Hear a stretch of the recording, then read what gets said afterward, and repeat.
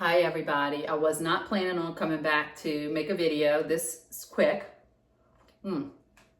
Sweater weather. It's getting really cold outside, and when I woke up this morning, I went to Walmart. I know we got a freeze coming here in New Orleans, so they said it was going to drop really quick. I went in the grocery and it was almost 70 degrees. It was 68 degrees. It started storming while I was in the store, and I was not in the store for more than an hour. And as soon as I walked out of the store, it was 52 degrees. So it was a humongous difference in temperature. And I was planning on making a corn and shrimp. It's actually called the shrimp bisque, corn and shrimp bisque for this cold weather. I have everything prepared. So I hope you guys will watch the video, and I hope that everybody makes these recipes. Nobody lets me know if they're making them. I hope that you enjoy the videos, and the food is it's coming out pretty good. Everything except my muffin tin omelets, and those come out pretty good for the most part. I think what I did wrong on that video is I used a heavy cream, and I used a different kind of cheese. And I think maybe the cheese stuck. I'm not really sure, but I have not had a problem with those before. Anyway, so we're gonna start out today. I have my big stock pot, and we're gonna start off with a half a pound of chopped bacon. I'm gonna turn my fire on and get the bacon cooking. I'm gonna use this big, heavy-duty spoon. I love this thing. So I'm going to get that frying. That's going to be the first thing we do. So I'm making, of course, again, always, a double batch. I'm making more than what the recipe calls for. So the original recipe called for half of a pound of bacon. And you use 1 tablespoon of the fat that the bacon renders when it's cooking, as well as the bacon. Since I'm making a double batch, I didn't double the bacon. I just kept the bacon at a half a pound. I figure that's enough. And I'm gonna keep all the whatever fat that the bacon renders. So this bacon is almost, I don't want it to get too crispy, but I want it to be done. You gotta watch it too because it sticks, especially in this pot. And let it get a little brownish to it. Okay, so this bacon is done. It's getting just a little crisp on the sides. It's not turning brown. It's starting to stick a little bit, which is okay. It's good. I'm using this spoon to scrape it. We're going to deglaze this pan anyway. So the next thing that I'm going to add is 2 Vidalia onions, two large Vidalia onions. It calls for 1.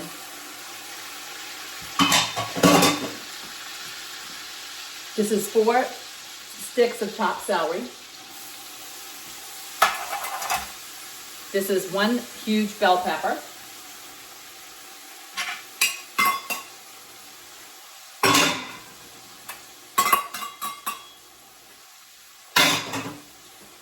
And this is about 8 green onions. And I'm only going to use half of this because I'm going to use some to sprinkle on top of the soup or a bisque. So you just mix that in. I have that cooking nice. So I got to cook these vegetables down. That's going to take about 5 or 6 minutes to cook these down with the bacon.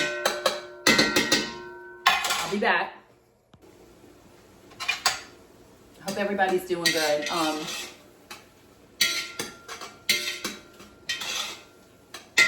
I missed church. I haven't been to church in the last 2 weeks. As I said yesterday on my video, Lulu had surgery, so we're kind of trying to stay around the house, and especially with this change in weather. But and she's wearing a cone on her head, and it is just it's like torture to the poor little puppy. So it's been a hard time for us. So okay, so I got the vegetables cooking with the bacon, and I'm gonna add my garlic. I have about 10 toes of garlic.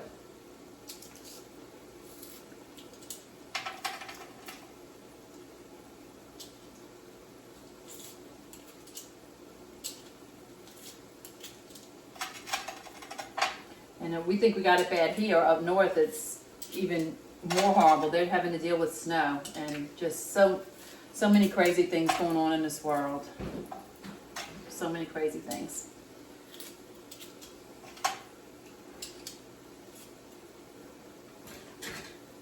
Okay, got my garlic in.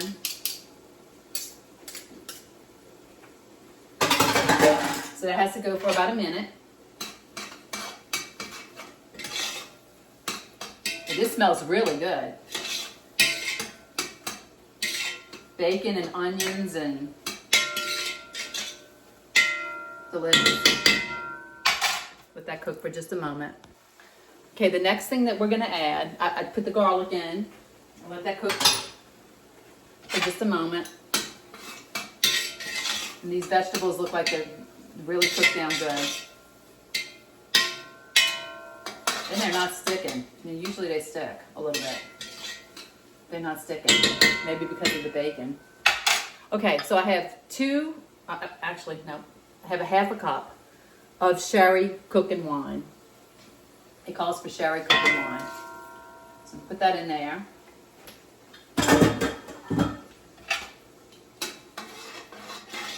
Cook that down for a second. You could probably use any wine, and you probably could go without the wine. I'm sure it adds a little something to it, but I'm not sure how much. Okay, so after I do that, I have 1 cup of flour, and it says to sprinkle the flour. Actually, it says to add the butter first. This is a recipe I got online. I have 2 sticks of butter that I'm going to add to this. Very healthy.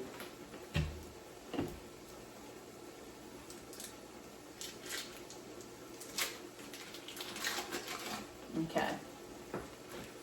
So just dump my butter into it. Let that melt down a second. Sorry, guys. Sorry, guys. I always say sorry, guys.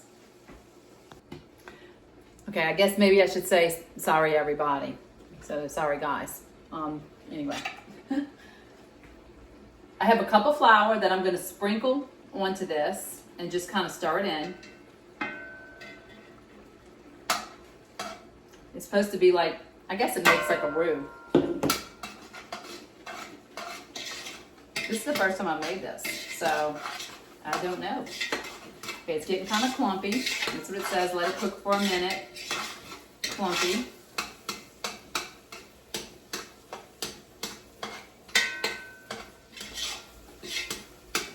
Got the fire kind of high, so I'm going to turn it down a little bit. Yeah, it's clumpy. It's like mashed potatoes. It's the consistency of mashed potatoes. Okay. Sorry, you can't see it.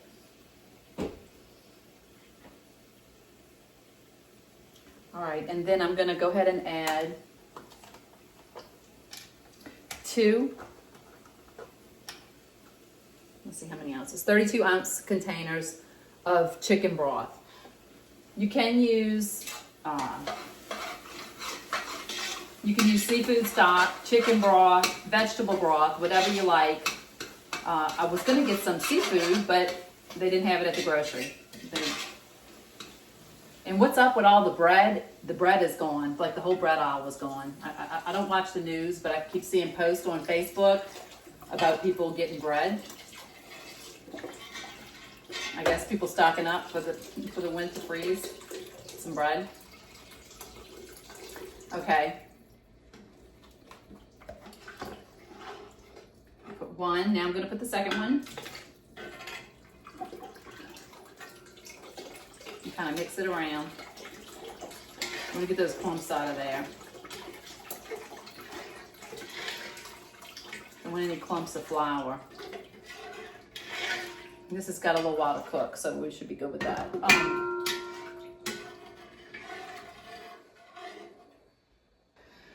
Okay, I also have here, it calls for the original recipe, 1.5 cups of water, and I have 3 cups of water because I'm doubling it. So I'm going to put that in there.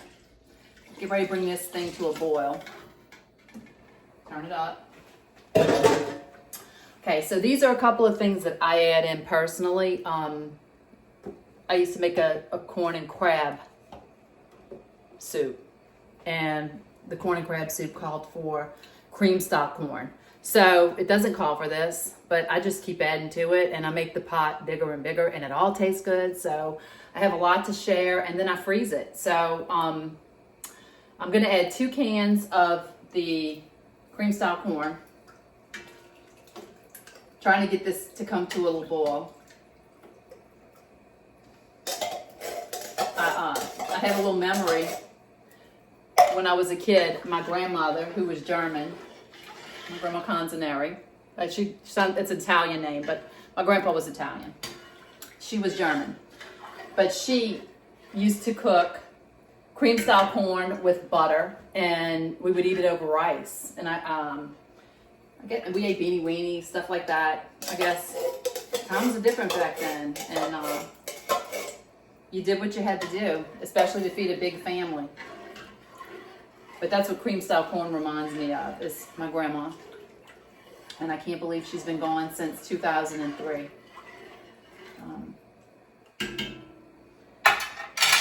Okay, so she would love this soup if she could taste it.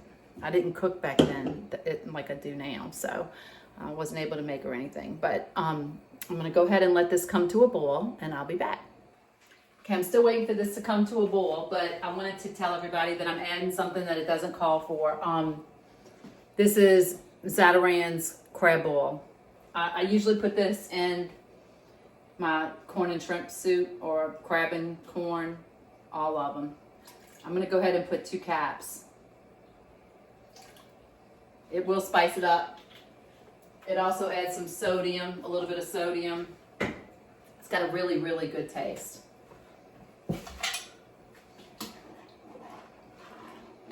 So it's getting there. It's getting to the boiling point. So we're getting close to the end. Okay, I'm just gonna say this. I use that sherry cooking wine. It has a weird taste. I knew that I should have used white cooking wine.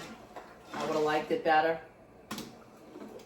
It's not bad. It's just got a distinct taste. I don't know that much about sherry wine, but it was a little darker, and I think they use that in turtle soup. I don't eat turtle soup, but anyway. Next time, or if you make it, use white wine, unless you like sherry wine. It's almost done. I'll be back in 1 second. Okay, I wanted everybody to be able to see the actual soup. It was boiling, but I just went ahead and turned it down to simmer. So the next thing that I'm gonna add is the corn. I'm gonna back up. Okay, so the next thing that I'm gonna add is the corn. I bought 8 ears of corn, and we shucked them. So this is fresh corn, 8 ears. Actually, one of them I threw away, so it's 7, because it didn't look good. But I'm gonna go ahead and put that corn into the soup.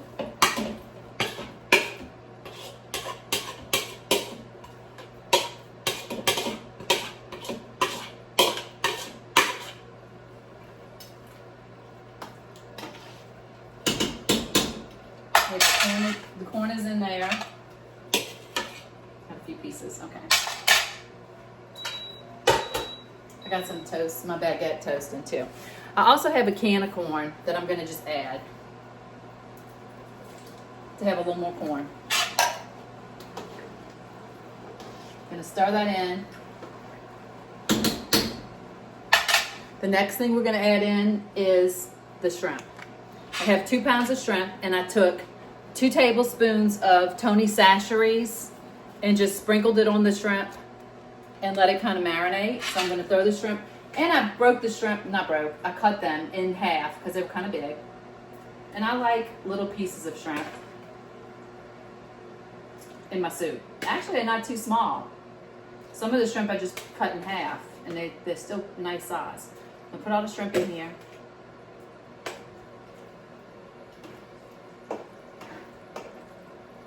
And after those cook for just a couple of minutes, I'm gonna add in some heavy cream.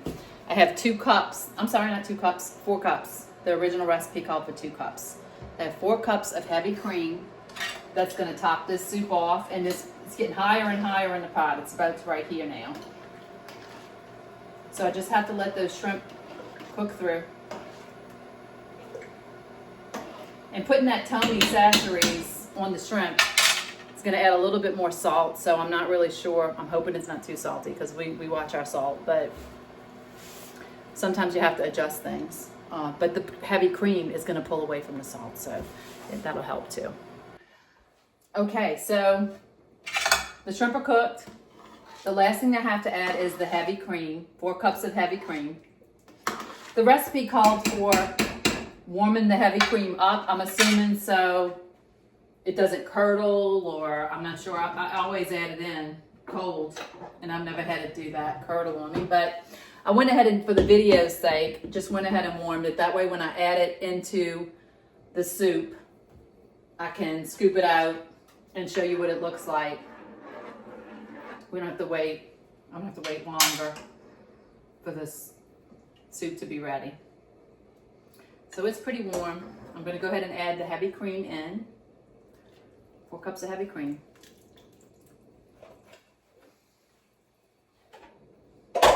Forgive my mess. I get to my stuff as soon as I finish the video. Okay. This is done. I can. Now the only thing we're going to have to do is possibly add some seasoning. I'm not sure what it's going to take. Oh, it looks really good. All right, let's see if you can see. I'm going to scoot you closer.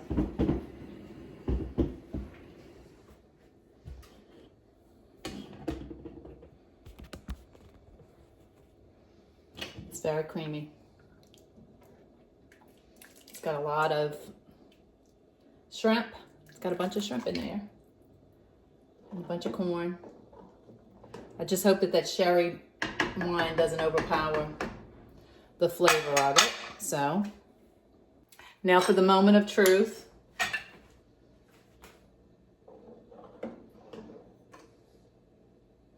I'm just going to put a little bit in a bowl.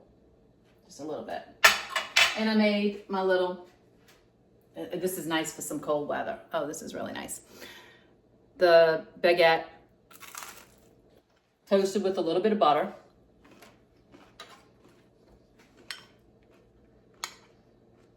Ed sometimes dips his in the soup. Okay, this is a soup. It's steaming. I'm going to try it.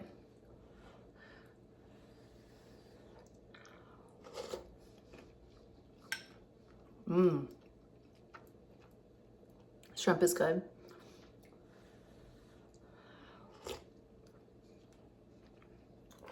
It's delicious. I can't even taste the sherry. It did not overpower it. This is a great little recipe, everybody. I hope you try it. There's a lot of work behind the scenes, like I said yesterday, of chopping and getting everything ready, so that way I don't have to chop on the video. And I'm sure everybody doesn't want to hear me talk the whole time I'm chopping. So I hope everybody has a good week. Everybody stay safe. This weather is crazy, and if you don't have to go out, don't go out. Oh, and look, I'm sorry. You can put a few green onions on top of it. I forgot to do that. That's delicious. But everybody have a good week, and I'll see you next time I cook something. I don't know how long it's going to be. If you like it, hit a like and subscribe.